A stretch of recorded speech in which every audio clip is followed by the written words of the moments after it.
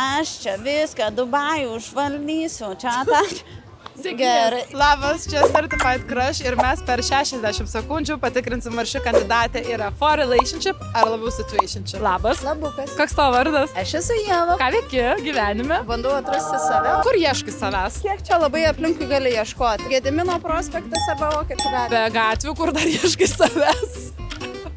Jeigu jau taip rimtai. Šiaip tai esu aš buhalterė. Kai ateina meilės reikaliukai ir klausimai, ar pragmatiškai, matematiškai, ar visgi atveri širdelę? Aš turiu labai nuostabią šeimą, kuri mane išmokė, kad meilė savo šeimai, savo kurioje užaugai ir savo kurią kuri, tai yra viskas, ką tu turi gyvenime. Kada buvai paskutinį kartą pasimatymę? Užvakar.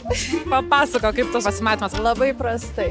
Par to, kad blogas pasimatymas buvo, ką veikėt? Išgėriau 2 taurės vyno. Jau po pirmos vyno taurės supratau, kad nieko čia nebus. Jau? Jis man ir prieš pirmą nelabai patiko. O buvo red flagų? Ne, šiaip labai džentelmeniškas vyras buvo. Man kas labai patiko. Gerai, aš tave paimsiu tą ir tą valandą. O aš?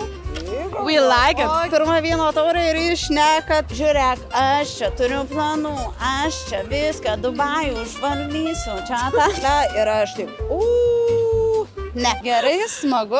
Gerai. Išgeriau antrą taurę ir sakau, buvo malonu susipažinti, bet žinok, aš jau viskas, važiuoju namo.